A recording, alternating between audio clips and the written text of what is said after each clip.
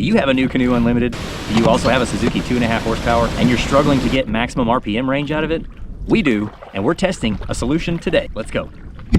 What's up, everybody? Welcome back to our little channel. My name is Mark and you're watching Fishing for Dinner. If you followed us for any length of time, or maybe you haven't and you're new here, we've got this Nucanoe Unlimited. It's a 12.5-foot kayak and we've got a Suzuki 2.5 horsepower outboard. And the Suzuki is rated for close to 6,000 RPMs for max range. And loaded the way that we have this boat, we struggle to get 5,100 RPMs out of it. And so my thought process was that the factory transom bracket that this Nucanoe comes with is just too low. The way that we've got the boat loaded, the engine just stays buried way too low in the water. Let's see if we can raise up this motor and get some more air to the prop. I went to the local home improvement store and I got some of that aluminum diamond plate, the thickest one that they've got, and I just copied the design of the original transom bracket. As you can see, I used the factory plate that goes on the inside of the boat, and then I replaced the outside with the aluminum bracket. And then I used the aluminum to extend the interior plate up. I had some scrap starboard hanging around the house. I cut that to fit in the middle. It mimics the original factory bracket, but it sets it up exactly 4 inches taller. And so we're out here to test it today.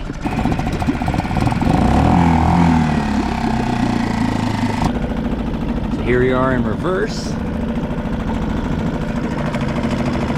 So far the transom bracket is holding up. Hasn't broken off yet.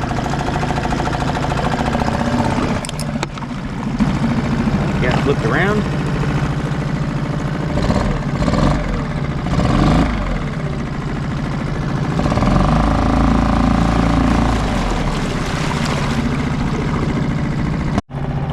All right, let's test the rigidity of this new transom bracket we got here. Idling, 1,500, 1,800 RPMs. Here we go. Let's watch this bracket. 3, 2, 1.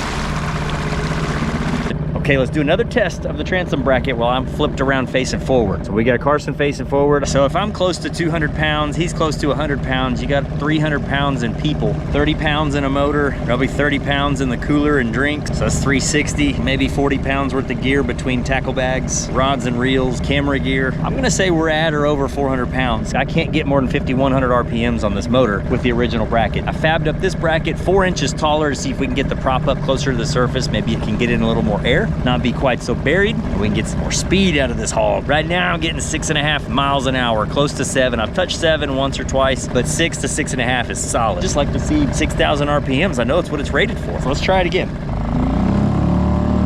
Carson's all the way up. I've turned around to face toward the front to put my weight closer to the center of the boat, and we get almost 5,100 RPMs. A net improvement of 0.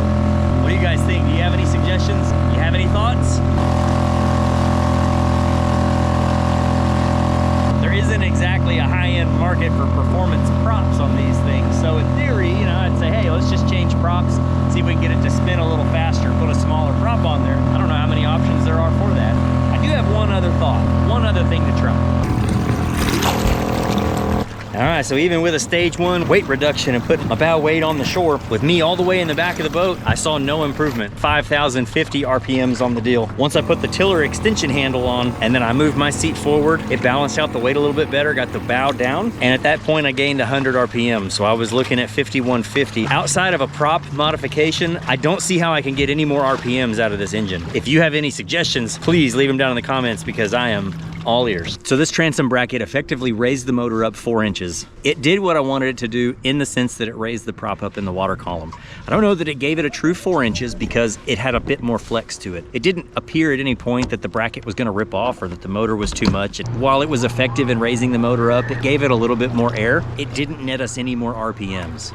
And so for that reason, I'm out. If you've been following any of our Nucanoe videos for any length of time, you know that we've been battling water inside the boat, trying to get it out, trying to come up with a solution. So if you're interested in a test that we ran, I've got a whole separate video on aftermarket scupper plugs, and that is linked right there.